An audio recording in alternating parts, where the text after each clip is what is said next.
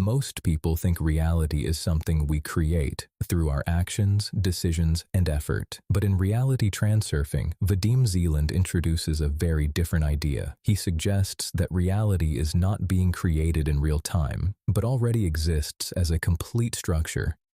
He calls the structure the space of variations. You can think of it as an infinite field that contains every possible version of events, every choice you could make, every path your life could take, every possible outcome. This also means your life is not a single predetermined path. There isn't just one version of how things will unfold. There are many possible scenarios, and you experience one of them depending on your internal state and direction. There are also what Zeland calls lifelines, continuous sequences of events that form a consistent version of your life. At any moment, you are moving along one of these lifelines, and under certain conditions, it's possible to shift to a different one. In this model, nothing new is actually being created. Instead, your experience of life comes from which version of reality you are aligned with. A simple way to understand this is to imagine a film. The entire movie already exists, from the first frame to the last. But as a viewer, you only experience it frame by frame. Zeland suggests that life works in a similar way. What we call the present moment is just one frame in a much larger structure. And what we call the future is not something that hasn't happened yet, but something that already exists in a different part of that structure. So from this perspective, moving forward in life is less about creating something new and more about shifting to a different version that already exists. That's the core idea behind what he calls the alternatives model. In this framework, reality isn't something you build over time. It's something you move through. Most of the decisions you make don't actually come from you. In reality transurfing, Vadim Zeland describes something called pendulums. A pendulum is a system that forms when groups of people focus their attention on the same idea. It can be anything: social media platforms, political movements, work environments, trends, or even conflicts between individuals. Once a pendulum forms, it begins to exist independently of any one person, and its goal is simple: to attract and hold attention. The more people think about it, talk about it, or react to it, the stronger it becomes. At a certain point, the pendulum starts influencing behavior. It pushes people to think in certain ways, feel specific emotions, and act in predictable patterns. You start reacting automatically, arguing, defending, comparing, worrying, not because you consciously chose to, but because you've been pulled into its structure. Pendulums don't care whether your reaction is positive or negative. Attention is attention. Even frustration, anger, or resistance feeds the same system. That's why people often feel stuck in cycles of the same thoughts and reactions. From this perspective, the more you engage with a pendulum, the more influence it has over you. And the only way to reduce that influence is not to fight it, but to stop feeding it with attention. When attention is withdrawn, the pendulum loses strength. Sometimes, everything just starts working. Opportunities appear. Things go smoothly. You meet the right people at the right time.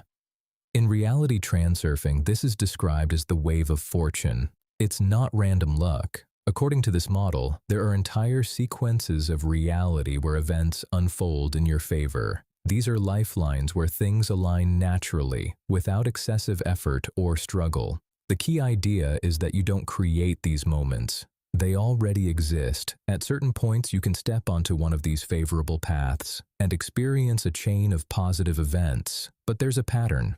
The moment people notice things going well, they often interfere.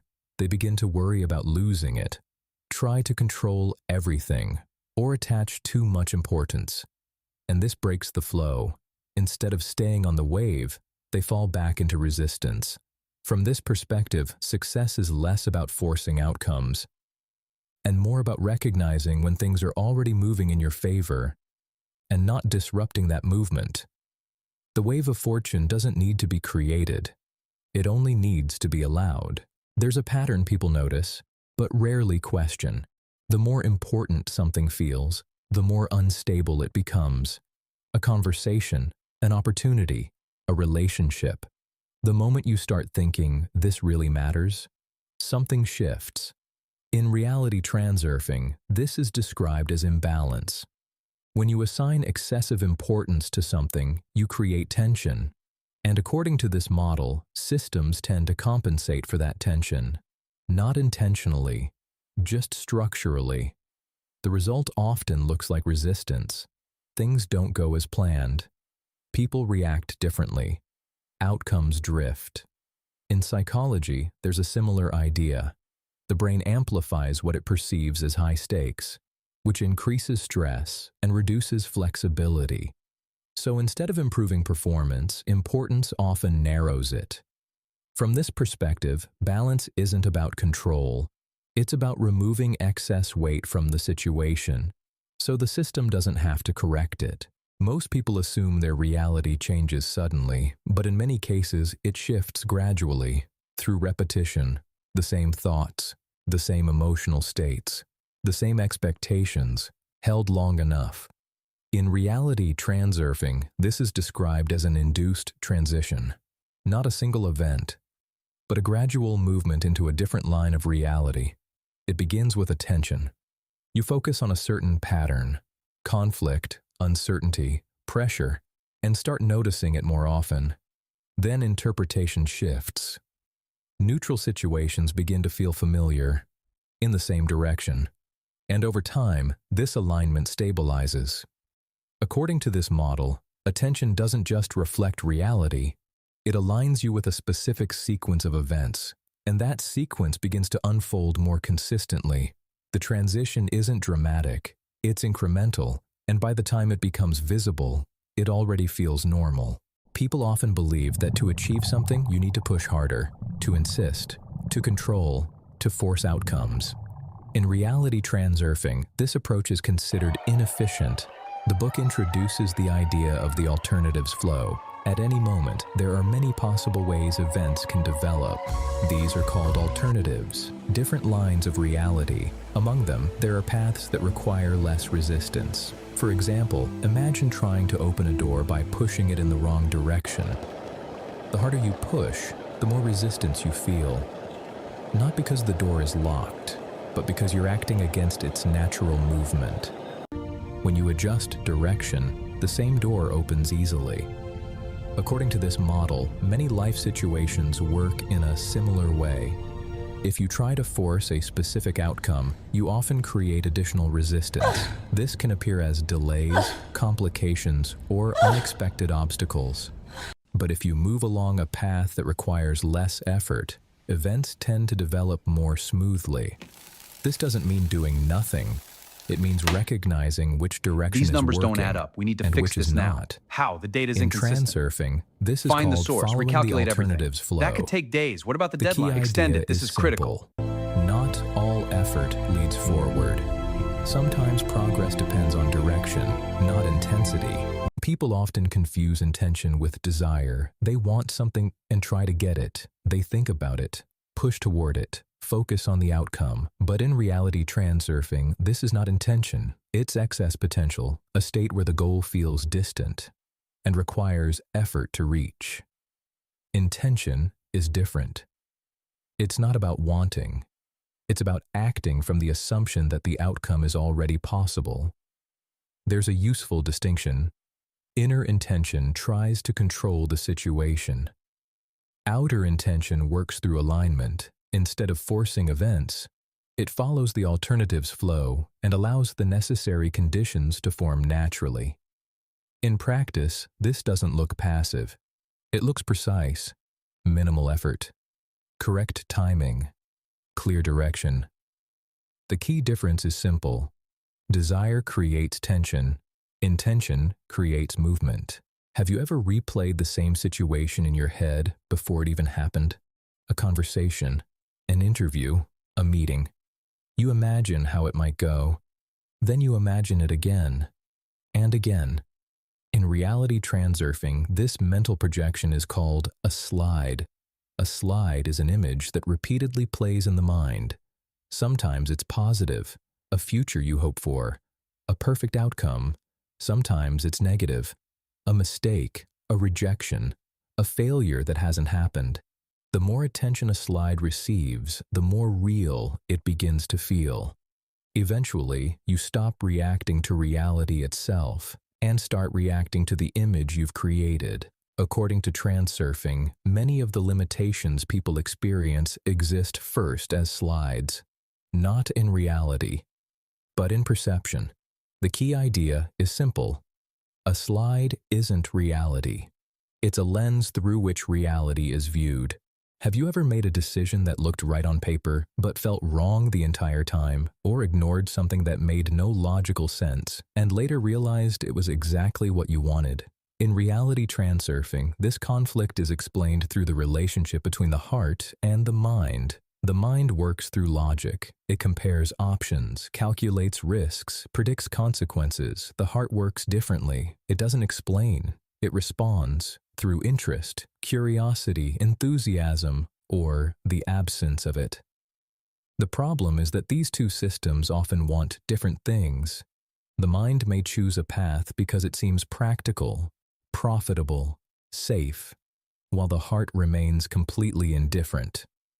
According to Zeland, this is where many people lose direction, not because they make irrational decisions, but because they spend years pursuing goals that never truly belonged to them.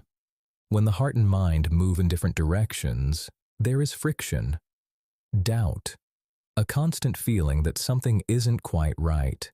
When they move together, clarity appears, not because uncertainty disappears, but because internal conflict does. The key idea is simple. The mind asks, "Does this make sense?" The heart asks, "Do I want this at all?" And according to reality transurfing, clarity appears when both answers are yes. Some people work for years, only to realize they climbed the wrong mountain. According to reality transurfing, this doesn't always happen because the goal was impossible. Sometimes it was never truly theirs. Vadim Zeland makes an important distinction between goals and doors. A goal is the destination.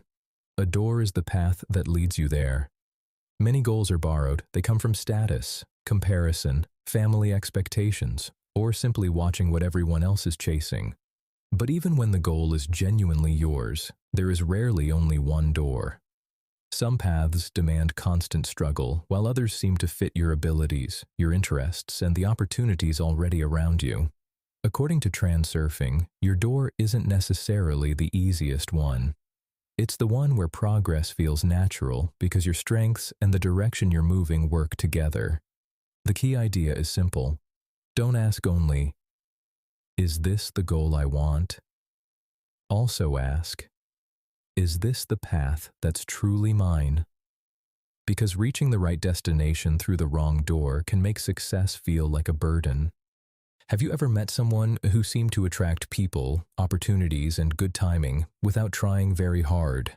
According to reality transurfing, this isn't just luck. Vadim Zeland argues that every person projects a certain quality of energy, not physical strength, but the state created by their thoughts, emotions, and inner alignment. When the heart and mind pull in different directions, that energy becomes fragmented. There is hesitation, internal conflict, constant resistance. But when they move together, something changes. Your actions become clearer. People respond differently. Opportunities become easier to notice. Not because reality has changed, but because you have. According to Transurfing, energy isn't something you force. It's something you stop wasting. The key idea is simple. The more energy you spend on fear, doubt, and internal conflict, the less remains for creating the life you actually want. Real energy doesn't come from trying harder. It comes from moving without resistance. Have you ever noticed? The harder you try to convince someone, the less they seem to listen. According to reality transurfing, this happens for a reason. Vadim Zeland calls this principle freeling. Every person has their own goals, their own interests, and their own path. The moment you begin forcing your agenda, people instinctively push back. Not because they disagree, because nobody likes feeling controlled. Freeling suggests a different approach. Instead of asking, How do I get what I want? Ask, what does the other person want? When people feel understood, their resistance begins to disappear. Conversations become easier, negotiations become smoother, relationships become stronger. Ironically, the fastest way to reach your own goal is often to help someone else reach theirs. Influence isn't created through pressure, it's created through understanding. Because when interests align, cooperation happens naturally. Have you ever noticed how quickly your mind decides whether something is good or bad? You miss a flight, lose a client, get rejected, and almost instantly, your mind tells you the story. According to Reality Transurfing, that's where most people lose control. Vadim Zeland calls the alternative coordination. The idea is simple. You don't actually know what today's event will mean tomorrow. What feels like a setback may quietly redirect you towards something better, and what feels like success may eventually become a dead end. Coordination means choosing your response before choosing your judgment. Instead of asking, "Why is this happening to me?" ask, "How can this work in my favor?"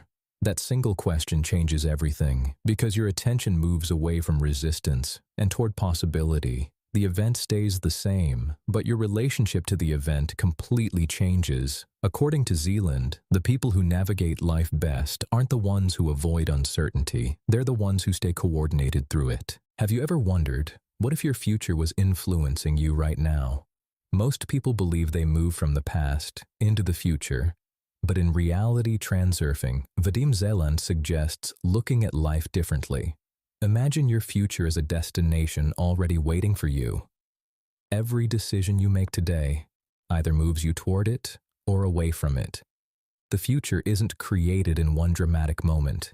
It's created through thousands of small choices made in the present. When you become clear about where you're going, your decisions begin to change naturally. Not because you force yourself, but because your destination starts guiding your direction. It's like walking toward a lighthouse at night. The lighthouse doesn't move. It simply gives every step a sense of direction. According to Zeland, the future you choose should become a reference point, not a distant dream. Because once you know where you're going, the present begins organizing itself around that direction. Perhaps the future has been calling you all along. You simply needed to decide to listen.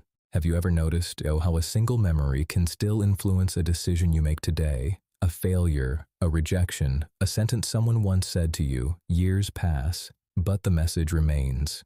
In Reality Transurfing, Vadim Zeland compares these memories to letters arriving from the past. Most people keep reading them, as if they still describe who they are. But a letter isn't reality. It's information, written at a particular moment in time. The problem begins when yesterday's story becomes today's identity. A mistake becomes, "I'm not good enough." One rejection becomes, "I'll always be rejected." The past keeps writing only because you keep opening the same letter. According to Zeland, you don't erase the past. You simply stop allowing it to define your next choice. Because your future shouldn't be written by messages that were never meant to last forever. Have you ever noticed how the things you fear the most often never happen? Before an important conversation, your mind writes an entire story. Every glance becomes judgment. Every silence becomes rejection. In Reality Transurfing, Vadim Zeland calls this dancing with shadows. A shadow looks convincing, but it has no substance of its own. The more attention you give it, the larger it appears.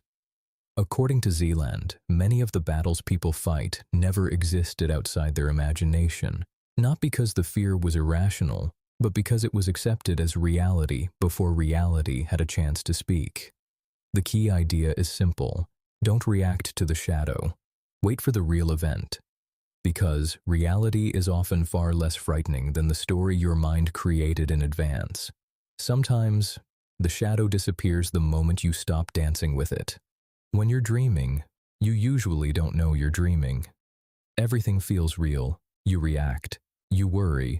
You follow whatever happens next, until suddenly you become aware. And the dream changes.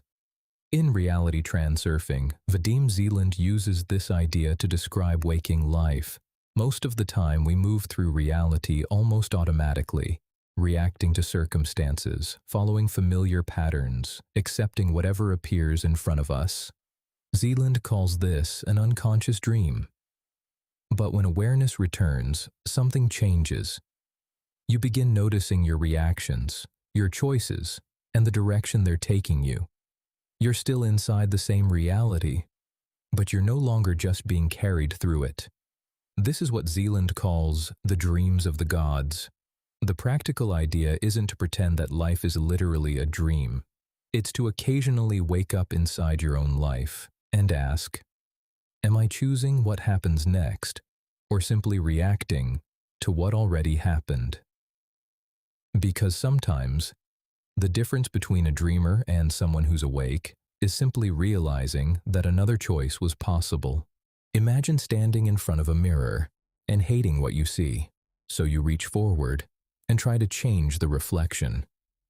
It sounds absurd, but according to Reality Transurfing, we do something similar with life.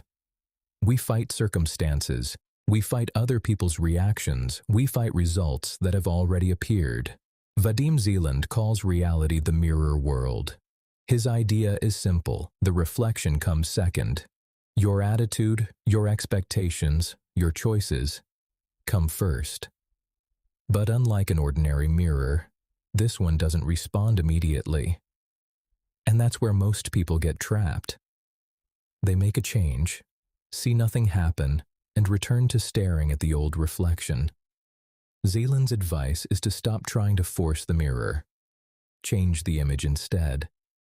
Think differently. Choose differently. Act from the direction you actually want to go. And give reality time to respond. Because you don't smile after the mirror smiles. You smile first. Most people spend years waiting to be chosen. Chosen for the opportunity, chosen for the room, chosen for the life they secretly want. And while they wait, they look at the people who made it and assume, they must have something I don't. In the final chapter of Reality Transurfing, Vadim Zeland introduces the Gatekeeper to eternity. But the Gatekeeper isn't a person. It's the invisible line between wanting something and deciding that you will move toward it. Zeland makes a provocative claim. The chosen ones choose themselves first. Not because someone finally tells them they're worthy. Not because all doubt disappears.